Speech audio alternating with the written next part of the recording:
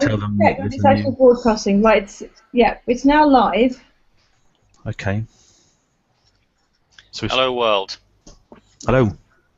Hello world, yeah, indeed. Hello world. Okay, so have we got people watching? We don't know whether we've got people watching.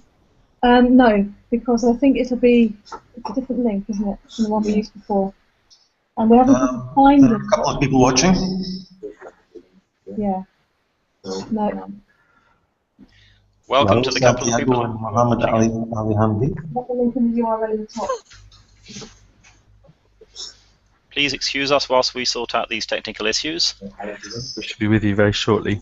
But hope you're enjoying the course if you're watching, and you can see the wonderful benefits of using technology for learning.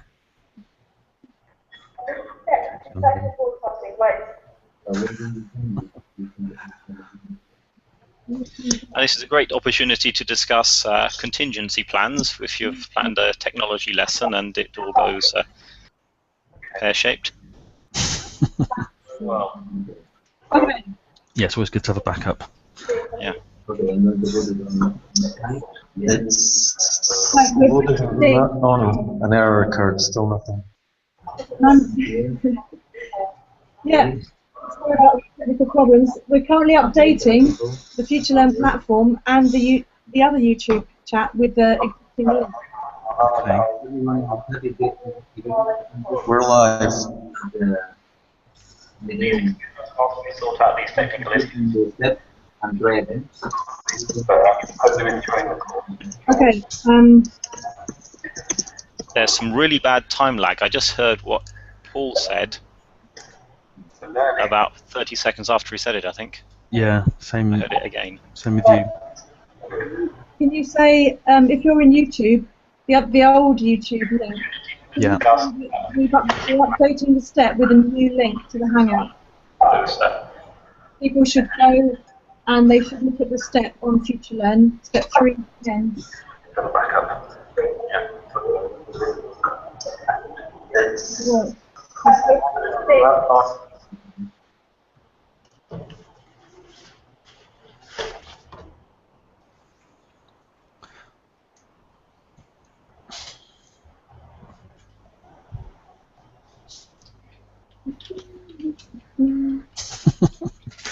Get your guitar out, Neil. Working. It has a slight delay.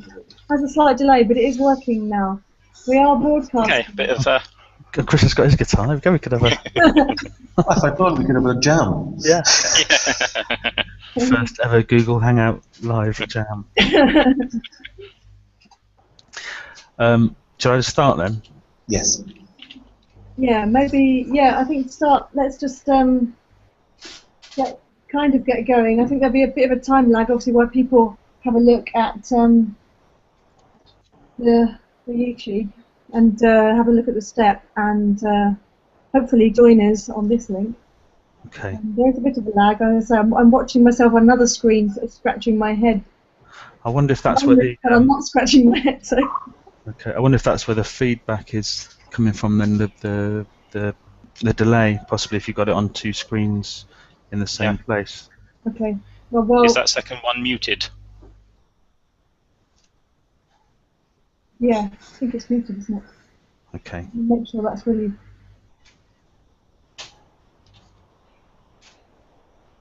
I'll make sure mine's muted when I'm not talking. So Great. Disturbing the world. Okay.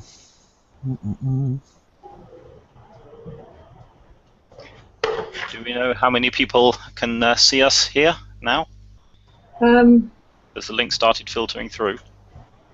We gradually, but we've got 10, 11 viewers. So hello, the hardcore 11. I think people are starting to come through. Thank you for your patience, everyone.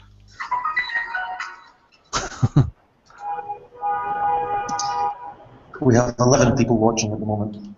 Okay, great. I'm just putting in.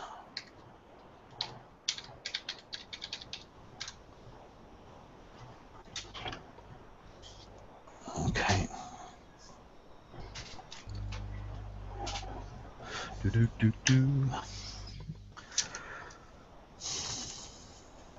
Hello, 11 people watching. We're starting in a minute. We're just waiting for other people to join us because we've had to change the link. So there are lots of people who are on the old YouTube link who are slowly kind of joining us on the new YouTube link. So if you are here, welcome, and we'll be starting very, very soon. So basically, we'll be starting when it's time to finish. Yeah, that's okay. That's fine. I noticed on the old YouTube link, the chat, there were people kind of worrying that their baby was going to wake up any minute, so they had to kind of go. So we should get started soon, so before their baby wakes up. So if you're one of those people, I hope your baby hasn't woken up. And if they have, then maybe they'd like to watch the chat. It might soothe. I mean, I know that we're waiting for people to come in, and you know, we're updating. We'll update the platform and make the notes a new link, and the YouTube comments and Twitter as well. But I think we should just get going. Okay. I assume that we're recording this anyway for those who don't actually manage to get the link. We are, yes, yeah. This will be recorded. So, yeah. So maybe we just kick off, eh? Yeah. Okay. Sounds good. Okay. So I'm just tweeting. Okay. So so thank you for joining us. Welcome to the last day of week 3 of the MOOC, where we've been looking at teaching and learning online. And in keeping with that theme, we're having an online synchronous discussion via Google Hangout to explore some of the themes and issues further. And in this chat, look specifically at social media for language learning. I'm here, you can see I'm joined by Kate Borthwick, who's learning designer for this course from Southampton University. There she's waving. And Chris Baldwin and Suzanne Mordew. Hi. Wave. Who manage the online courses for the British Council, and also by Neil McLaren, who's a social media manager for the British Council's Learn English websites. Okay, just to give you a little bit of information about the format, the way that we'll do this is each of Chris, Neil, Suzanne and Kate will talk for about 4 or 5 minutes about an aspect of social media and language learning, and while they're doing that, Manuel and myself, Manuel Leon and myself will be looking at the Twitter feed and the YouTube feed for questions, and we'll try and feed those in after they've talked or as they're talking. Okay, I won't introduce them in detail, but I'm sure they can introduce themselves, and we'll start with Chris. Chris, are you there? Yep. Hi. Can you hear me? Yes. Great, the technology is with us now. So just to, as you mentioned briefly, Paul, yeah, I manage some of the British Council online courses for teacher development, and also to some extent for learners as well. So yeah, talking about social media for language learning, it's there's an awful lot that we can say about it. So really, I think to start off, it's important to think about what we mean by social media. Social networks have been around, you could argue it, but possibly since communication first existed. That's the first sort of social network, the first need to communicate. So when we're talking about social media these days, we tend to be thinking more about computer, internet-mediated communication, which of course isn't groundbreaking, I would say, in terms of the affordances that it gives to pedagogy, but it increases the scale at which those things can be done. Suzanne Mordew is going to talk a little bit later about what specifically, what sort of particular channels in social media that we can use. But in a sense, we could think that social media is really any means of communicating. You can talk to your friend who's sitting next to you face to face, or you can talk to your friend who is sitting on the other side of the planet via computer mediated tool via social networks, via social media. So that communication can be sort of one-to-one, or it can also be one-to-many or many-to-many. So you can have sort of large groups. Of course, you can do that in a face-to-face setting, but the ability to do that with social media becomes much greater. So what are the impacts on pedagogy? Thinking sort of generally for the moment before we think about what that actually means in terms of language learning. I'm a big fan of connectivism. I kind of think that I was a connectivist learner long before I was a teacher, before I knew what that actually meant. I gather that that's been a topic of discussion throughout the MOOC so far. I'm sure that lots of people have different ideas about what connectivism actually means and how it can impact on social media in language learning. But to my mind, connectivism means that you can go and take what you want as an individual learner. So if you need to learn one thing, you go there and get it. If you need to learn another thing, then you can go over there and get it. So how does this work in social media? I think they can work in lots of different ways, and it depends who the learner is, and also us as teachers, what we want to, how we want to design our courses.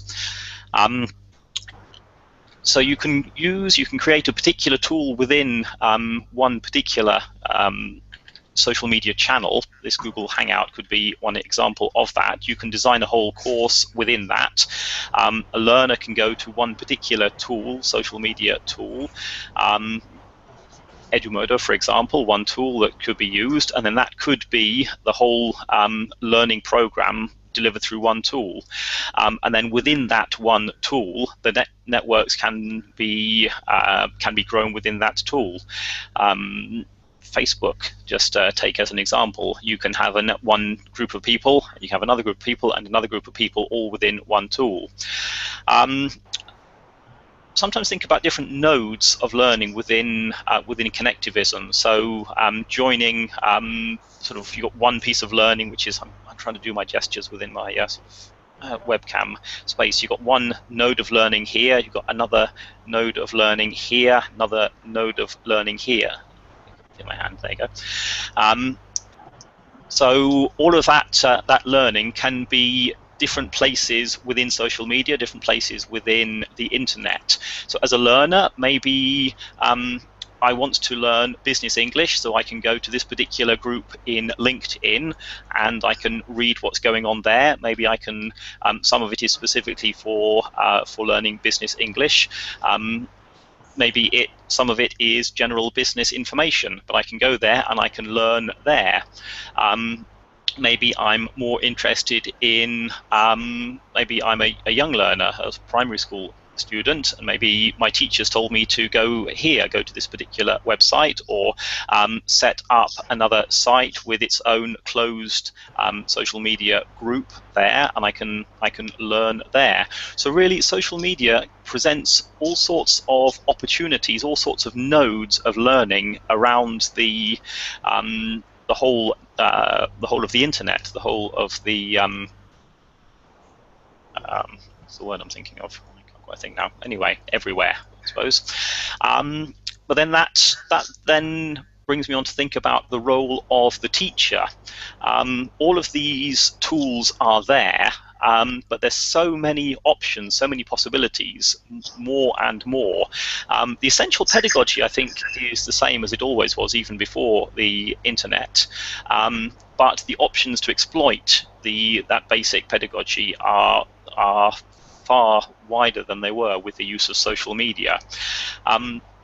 One of these expressions defining the role of the teacher is move from the sage on the stage, where the teacher imparts knowledge, to the guide on the side, where the teacher guides the learner to find out what they need to learn. I think that social teaching in social media lends itself very well to the guide on the side role, where the teacher can then, within the sort of connectivist pedagogy, can guide the learners through to the particular piece of learning that they need to meet their individual learning objectives. And of course, within that, then it gives the students opportunities to practice the language within various different social media contexts and channels, which we know is so important for language acquisition. If you practice in a natural setting, then it's going to help you to acquire that language, which of course can be done in many different ways. I'm not too sure how long I've been speaking for, but I think I've covered most of the things that I wanted to say. Do we have any comments, any questions on that? Should we throw it open to the group? Okay, Kate or Susan, Neil, do you have any comments to that, or we want to move on to Suze?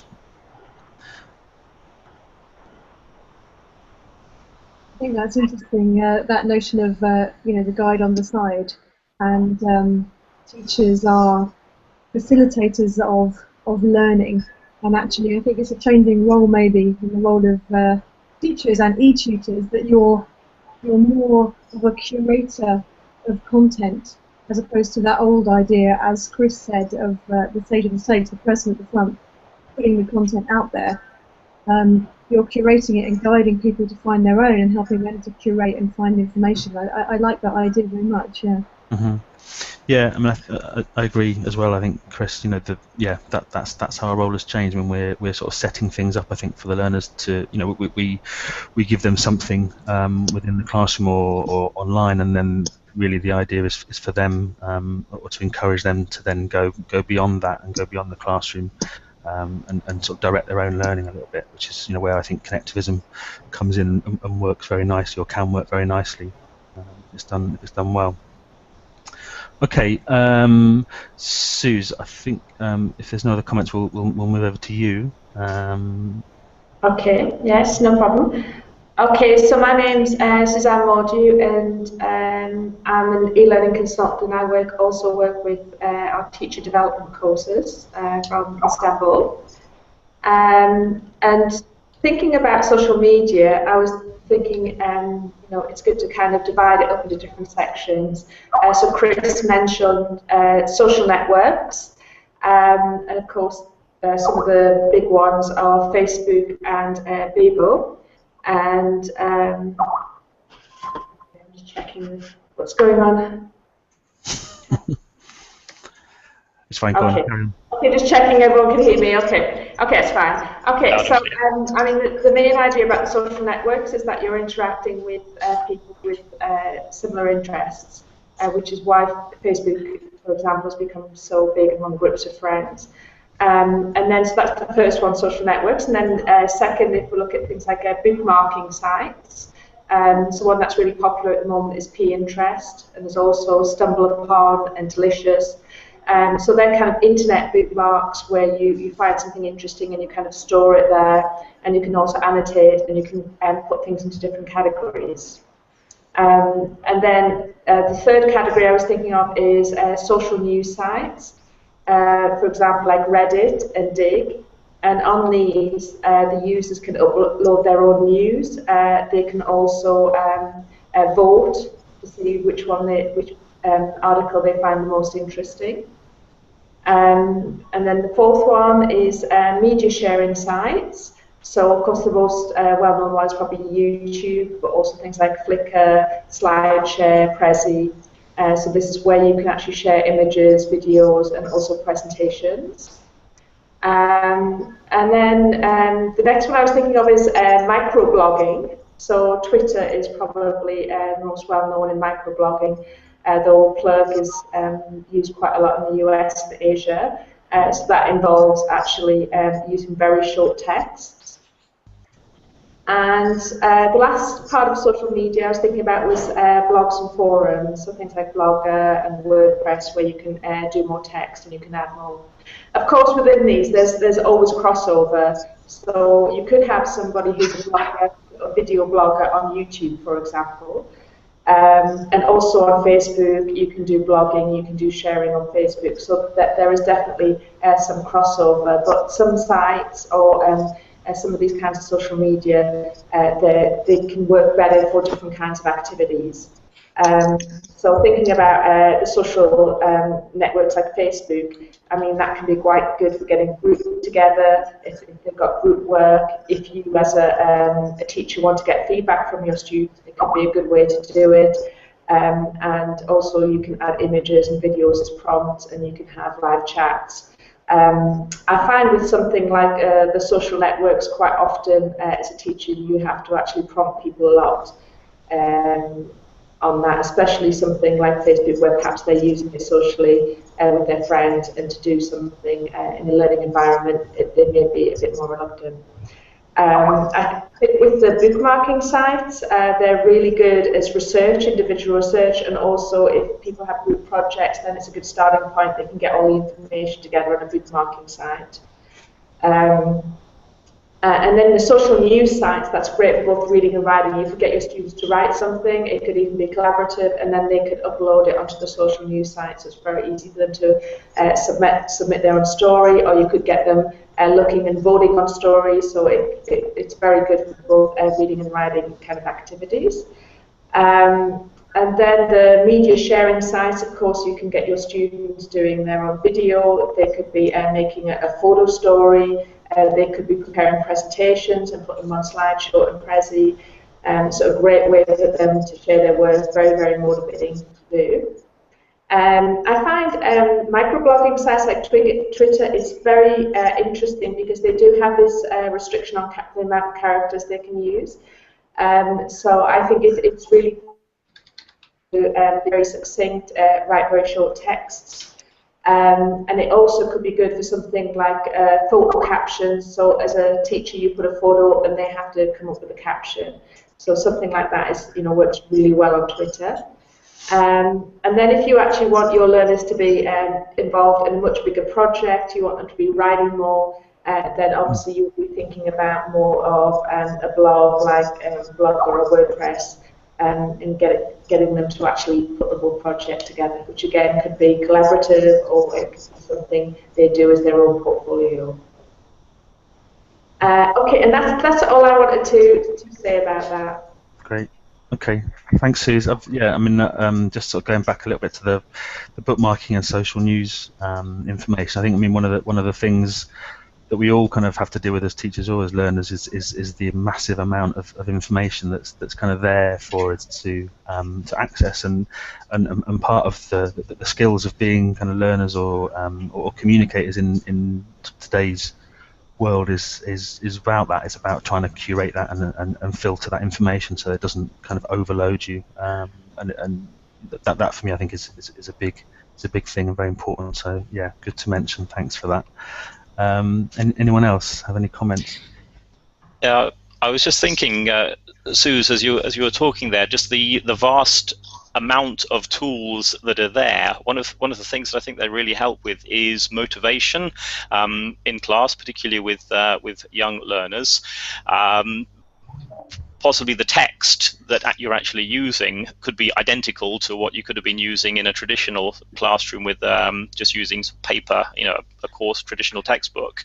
But if you're presenting it with these variety of different sort of social media tools, then it adds an awful lot to the motivation. Sort of helps the curiosity of the learners, which of course, if you've got them motivated, then that's half the battle. Yeah. Okay. Great. Okay, well, thanks, Suze and Chris, for that. Neil, over to you.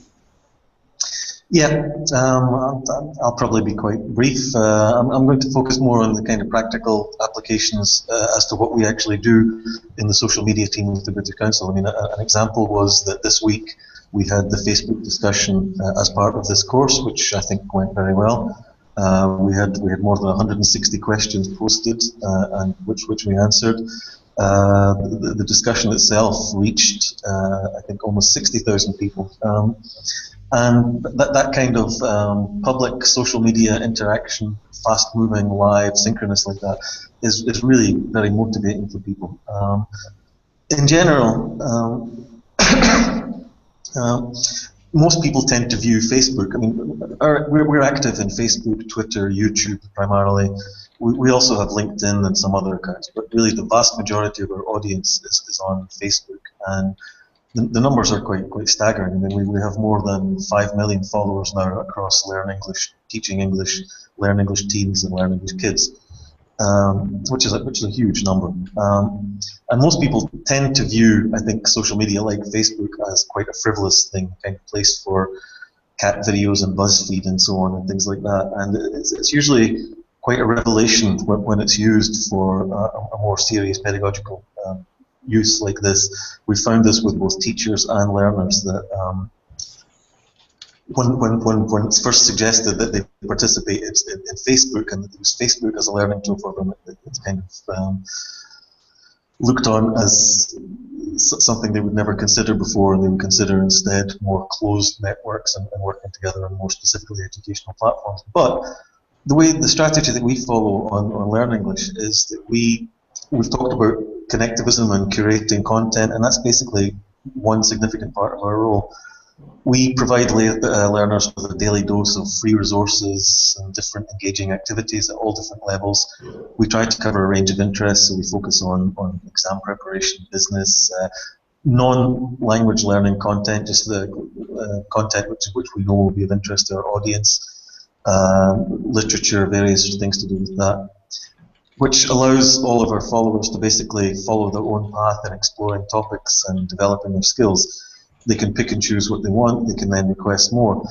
The main thing about it from our point of view is that it is very much a two-way process, much more than us basically preparing a curated list and giving it out to people within that.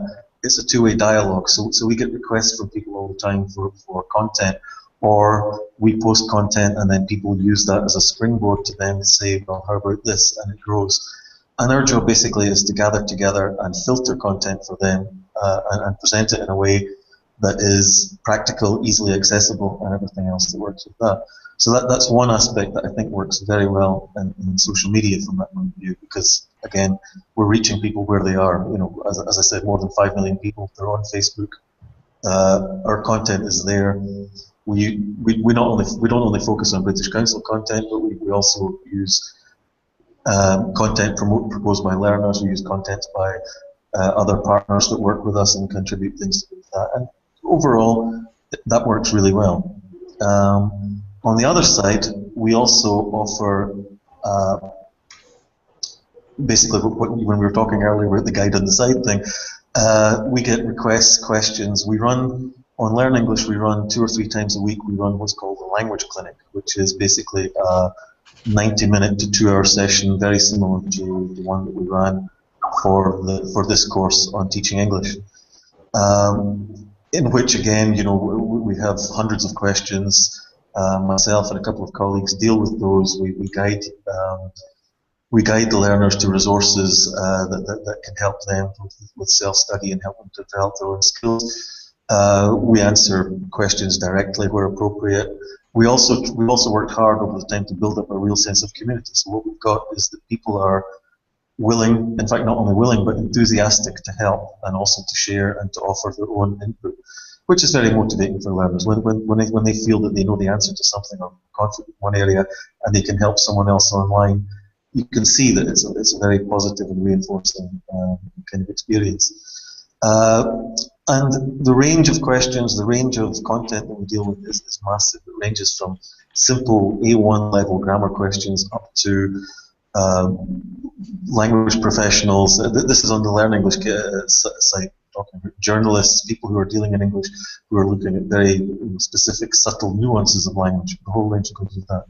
On teaching English as well, Teaching English has built a phenomenal community by basically reaching out bloggers. So they're able to get like cutting edge input from teachers all around the world, able to share their experiences in different environments, different backgrounds, different approaches, everything else to go with that. And we're able to immediately put those out, share them with a wider audience, and again build on that and provide a service that I think is very successful within that.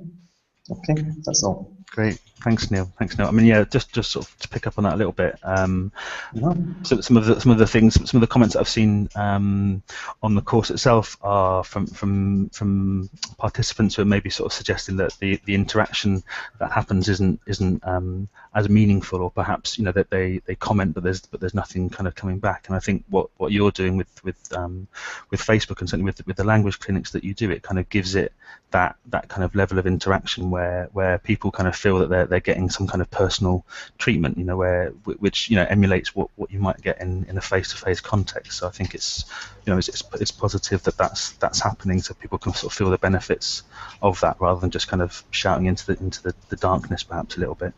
Yeah.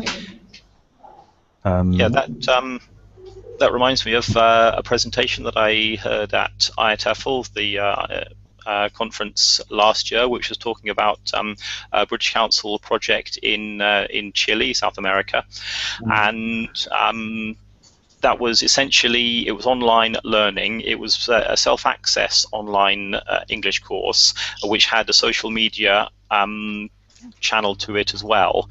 And one of the lessons that they learnt there was that lots of the people on the social media channel were just commenting, but they weren't particularly interacting in a natural way. So that was a particular issue. And then part of the thing that they were working on was the skills of the moderators, the online teachers. So they understood very well that just because somebody is a teacher doesn't mean to say that they are an online teacher. So I think for the second round of their project, they were planning on investing on training these moderators, so they'll be able to actually stimulate meaningful interaction in that in the social media channel of the course. Okay, great. So I'm just having a look because I've got a couple of questions. And I mean, I think it's a question that you've actually just answered, Neil, in what you were talking about there. But a question from one of the teachers about using social networks for they only use it for teaching event announcements, and except for coordinating people and sharing content, how else can they be used in language learning? Which I think, I mean, really what you've been saying answers that. Yeah, I mean, in any social media and anything like Facebook or anything, if you're talking about a closed site like Edmodo used with your class, as we've talked about, I mean, the role of the tutor is to socialize the participants and to create a community atmosphere and create a sense of community and involvement. If it's purely one-way communication or broadcasting things, then it's not really using social media effectively. But the whole point is to develop discussions, is to make people feel that it's their community and that they can contribute within that. And that requires a lot of input and a lot of time on the part of the moderator, certainly. Yeah. Okay, great. Thanks, Neil. And finally, to our last speaker, Kate from Southampton University. Over to you, Kate. Hello. Can I also just say, just to add to what people were saying there, obviously the key part of social media is that it's social, but there is a value in lurking as well.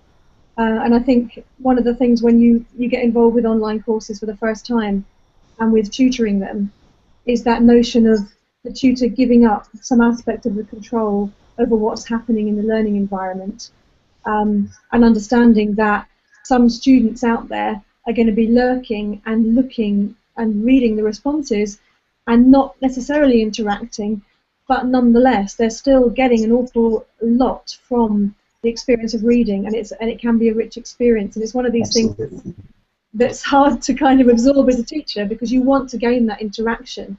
And it's a kind of change I think you have to make in your own mind as a teacher when you're engaging with online teaching.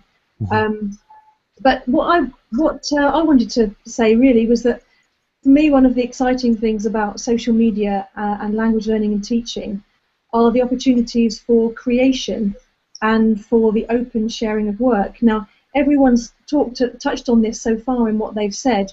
I've done a fair amount of research and work into creating effective spaces online, effective repositories, particularly for language teachers to share their language teaching resources. And obviously learners can access these resources as well. And I've worked with all sorts of teachers, so mainly in university settings, but also teachers, language teachers working in the community.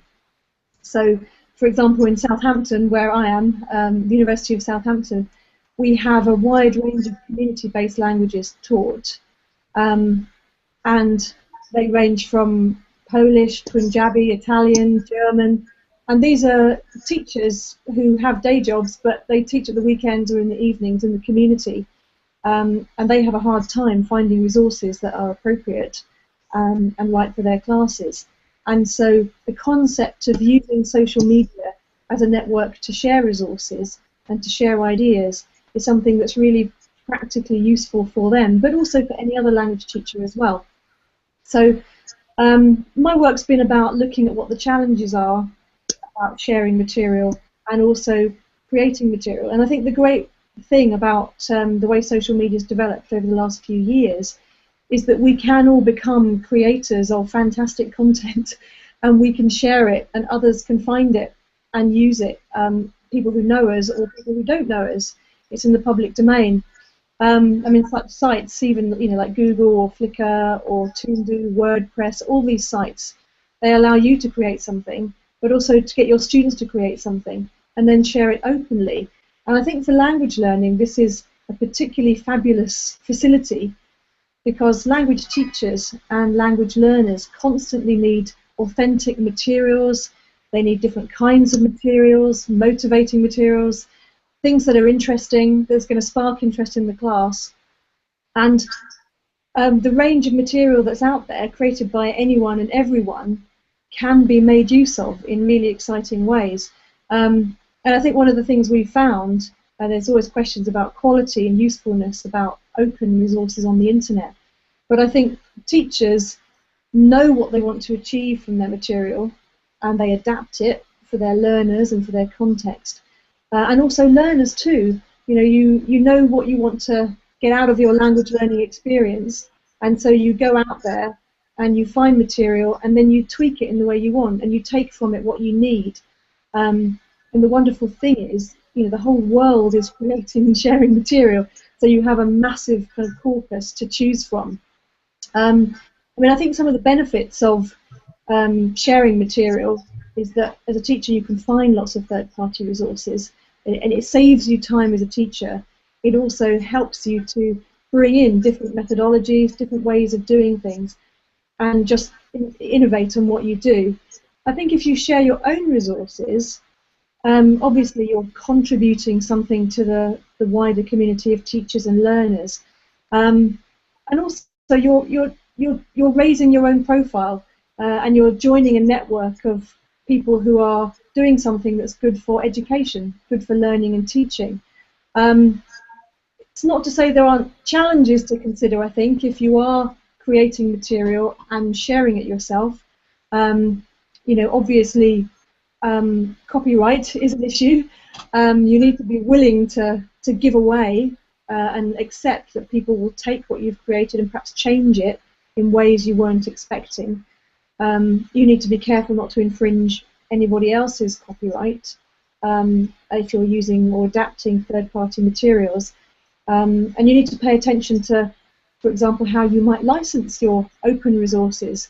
You may have heard of Creative Commons licensing, which is a way of sharing your work, but keeping your rights at the same time and allowing others to use it. You can use a Creative Commons license.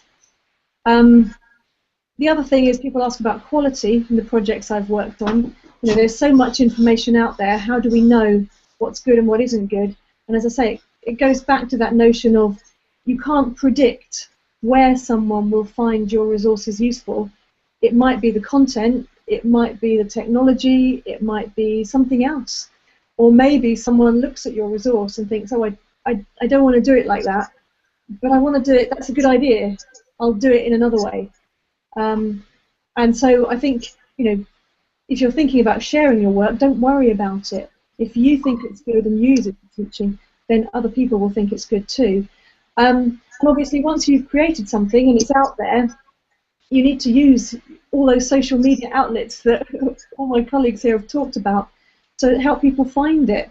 And so Twitter and all those other sharing sites. Also, networks. For example, the MFL Twitterati are a famous group, hashtag MFL Twitterati, that work on Twitter.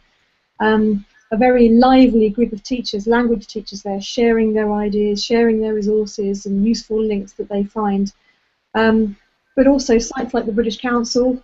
If you know a place you can go to get good resources, that's something worth sharing and bearing in mind. And also finding repositories like Language Box, which is a repository that we run at Southampton, or Loro, run by the Open University. Those are places where you can find teaching resources and learning resources, and you can actually join those places too and share your own work within part of an accepted practitioner community.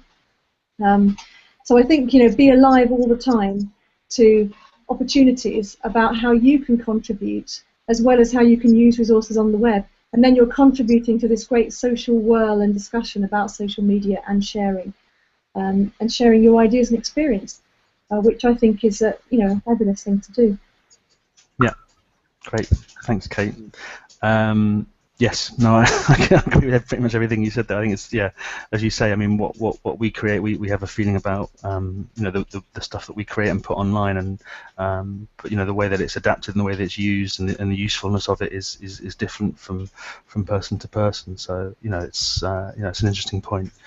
Does anyone else have any comments on what Kate said before we move on to some of the questions that have been coming in? I was just thinking as you were speaking, Kate. It reminded me of some research quite a few years ago when I was doing my masters from Brian Tomlinson, who was basically at that time saying that teacher-created materials were not quite a bit lower quality than professionally created materials. But this was, I don't know, maybe 10 years ago, something like that, before the kind of Web 2.0 and the sort of easy content creation tools that are now available.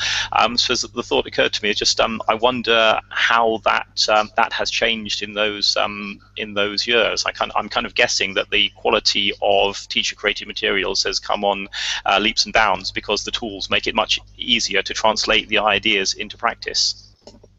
I think that's true. I think the quality has come on, but I mean, again, the quality is a very subjective issue. This is something, again, that I found through my project. I think initially, when teachers became involved in sharing their resources and sharing their material, in their mind, they had this idea that it had to be perfect quality. It had to be an interactive learning object that was standalone and was wonderful, like the kind of thing you'd buy from a publisher. But the more I got groups together talking, they actually kept coming back and saying, well, that's great, that complete resource, but it doesn't quite answer my needs for my class and my context. And so this issue of adaptability came in. And actually, in my teaching, you always adapt, don't you? You adapt for your context, your students. And so teachers do that naturally, and they wanted to do that with the digital things they were finding, but of course, the more complicated the resource, the more difficult it is to adapt. And so this was part of the same discussion, and eventually it came down to this idea that actually the shareability of a resource is its quality. So it's how easy you can adapt it, and how easy you can take the ideas, and how easily you can do things for yourself. So yes, if you're talking production values, often teacher-created material is not as good as, say, a publisher, something like that. But mostly we're not talking about materials of that kind of quality, that high quality. And if something is good enough to put in front of your class, then it's probably good enough to put in front of anybody else's too.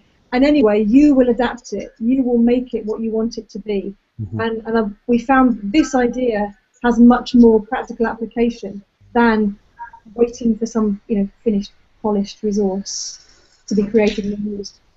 Which again values teachers. It puts the teachers at the centre of the learning process, not necessarily on the stage in the classroom, but the sort of guiding their learners through the sort of required learning outcomes. Yeah, and I think also, getting students to create resources and then share them openly. Certainly, I've been involved in projects where we have undergraduate students who create resources, and then we say, well, make them public because you've created something that's valuable and useful for somebody else to use. And again, you can't predict how that person's going to use it. Okay. Great. Okay, we've got, I think, about 5 minutes or so left, 5-10 minutes left to look at some of the questions that have been coming in. Some of them, the majority of them are around students and students benefiting from online learning. I just want to kind of go back. There's a question that came in actually before the chat started, and I'm just looking for it now, and I will find it. It's about the number of students. Okay, where is it? Excuse me. So I'm looking for. Okay, from Noel, asking about the workable number of students on an online language course to ensure quality. So I think he's kind of asking, is there an optimum number of students that we would have on a course? Or can it be limitless? I mean, my sort of personal feeling is obviously it's not limitless, but I'm not sure of the kind of the optimum number. I don't know if anyone wants to comment on that. I can give some examples from projects that the British Council have run globally. Usually, for most of our courses, we have groups of around about 20, and we find that that's a good balance because it allows for good discussions to take place. If you have significantly fewer than that, then it's hard to get discussions going. If you have more than that, then it becomes very difficult to manage. We've had some other projects where they have had more than that. We've got quite a large one, which is in Malaysia, where we have around about 40 in a group. And for the particular context in Malaysia, that works ideally.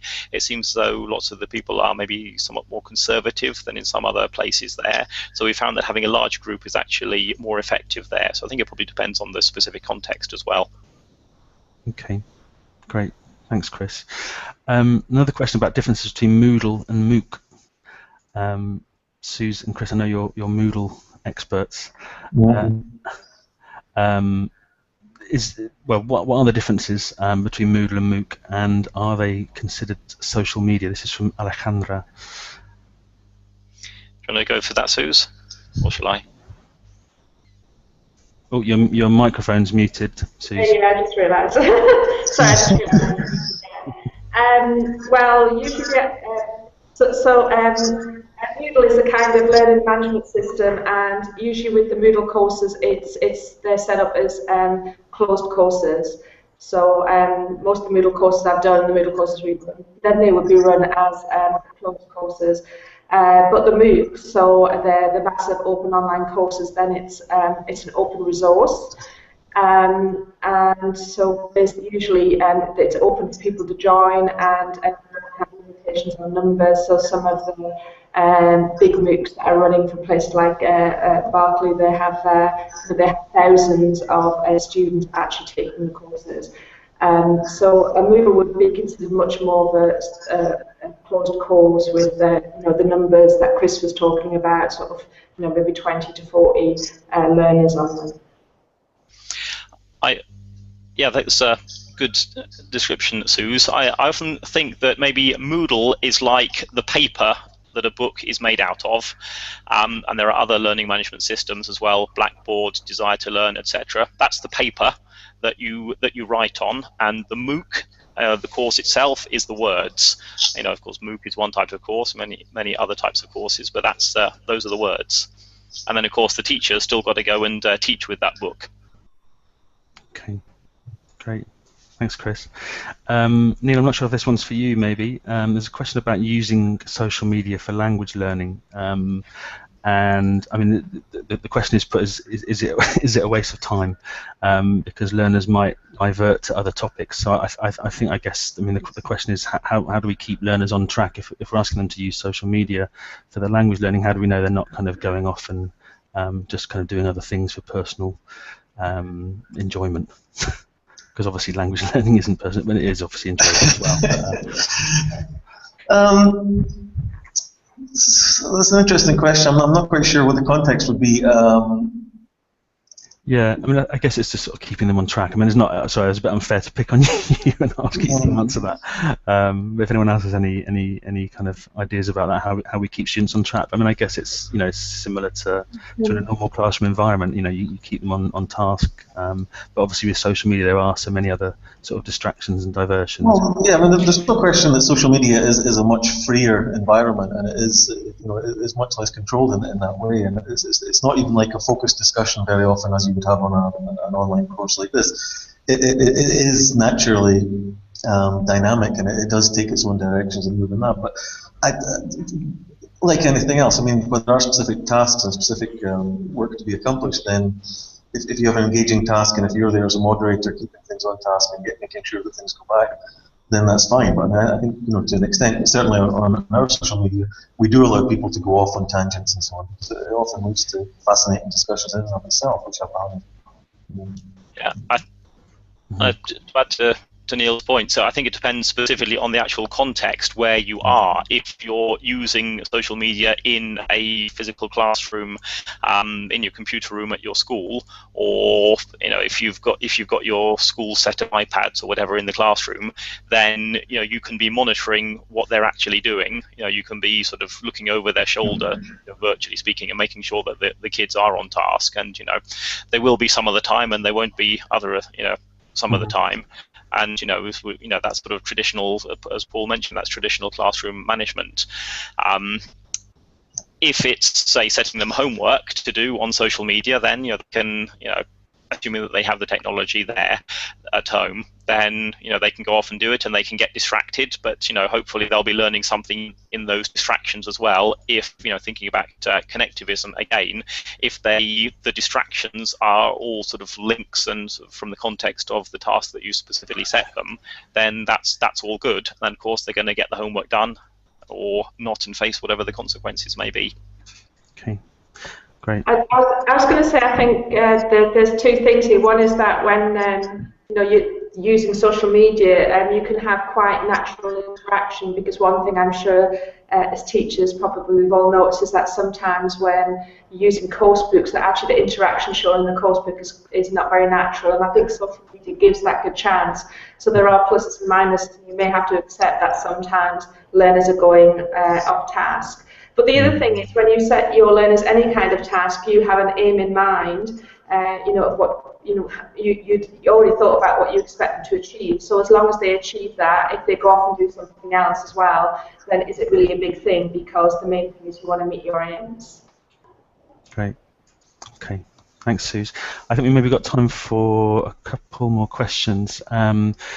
This one, possibly Kate, might be for you. It's from Orient Dave, asking about awareness of research into which areas of language learning are shown to benefit most from online interaction, and this sort of suggestion is CLIL more successful in online languages, task-based learning. So again, I've picked on you, Kate, but Chris and Susan, Neil, obviously this is a question for everybody. Does CLIL work more successfully in online learning? Does task-based learning work successfully in online learning? Is there any one kind of methodology, I guess, that works best in online learning? I think, there's a lot of research that's going on at the moment, obviously, in how students are using social media in their language learning. And I think, one of the things that language teachers have come to in over the years recently is that when you're teaching face-to-face, and also I think when you're teaching online, you're bringing in lots of different approaches and methods, and you're not perhaps, I think it's quite unusual actually nowadays for a teacher to go down the route of following one particular method. What they're going to be doing is mixing and matching from lots of different approaches and ways of doing things, and adapting it for their students and their context, the class that they've got in front of them. I think research into social media, as I say, is going on at the moment, and I think there's been some research which looks at how students like using sites like Facebook, which they might use personally in their private life, if you like, and whether they like to use them also in their education and their studies as well. And this is talking about university students in particular, rather than school children. And there's some indication that although there's a desire, to use modern technologies and mobile technologies, often there's a desire to keep these things apart and have a space which is for education and then a space which is private as well. Otherwise, it can be crossing over too many worlds. But I think increasingly, what students want to do, certainly we find within the university sector, is they have their experience through school, often with lots of technology open to them and use of social media, and they have what's going on in their life, and they want that easiness to be translated into education as well, while they're still appreciating traditional modes like face-to-face or like using a VLE. They want that easiness, but they still want that kind of traditional kind of contact, and they still want to know that they're being taught and they're having that input and understanding why that's useful for them.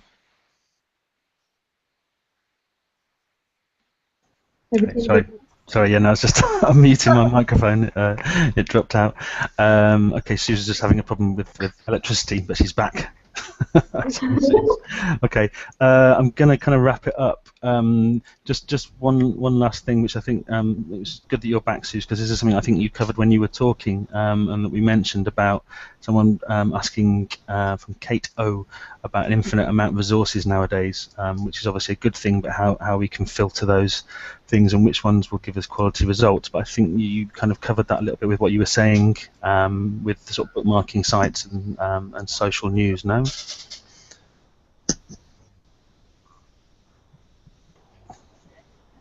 Well, one thing I would say also, there are lots of bloggers who also are reviewing lots of the tools.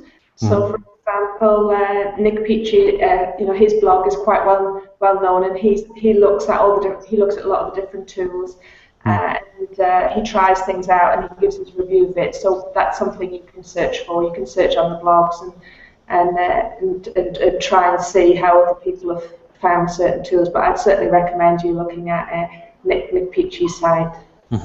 Great. Okay, Suze.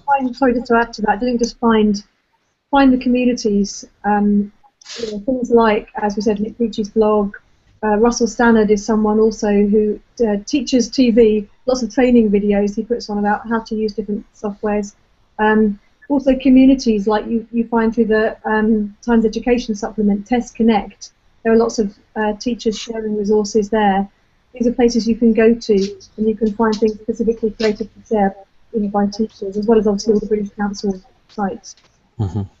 Great. Yeah, I mean, of course, I was going to say the Teaching English Facebook page obviously is one of the most happening kind of places for resource sharing. Yeah, I'd obviously agree with that, Neil. Okay. Okay, we've kind of come to the end. Well, not kind of. We have come to the end. But I think it's been a really interesting chat. So thank you, Chris, Neil, Suze, and Kate for that. Obviously, I'd also like to point out maybe that just in terms of kind of connectivism and in terms of social media, where we've managed to kind of have this hangout and this conversation with Chris, who's in Hong Kong, Neil, who's in Bratislava, Kate, you're in Southampton, and Suze, you're in Istanbul, and I'm in Barcelona. So I think this. I realise we had a few technical issues at the beginning, but hopefully this kind of highlights how bringing people together from around the world can work and can function well ultimately.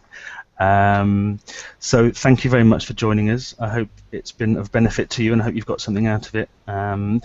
Obviously, if you have questions or if you have any comments about the Hangout, we're going to finish this now, but you can still post your comments on the step on the Future Learn course. So please feel free to do that. It'd be great to see your feedback and deal with any questions that you might have. So Chris, thank you very much, and Neil, Suze, and Kate, thank you very much for taking time out and joining us, and enjoy the rest of your day, evening, morning, or wherever you are. Thank you. Okay, thanks very much. Bye-bye. Bye. Bye. Bye. Bye.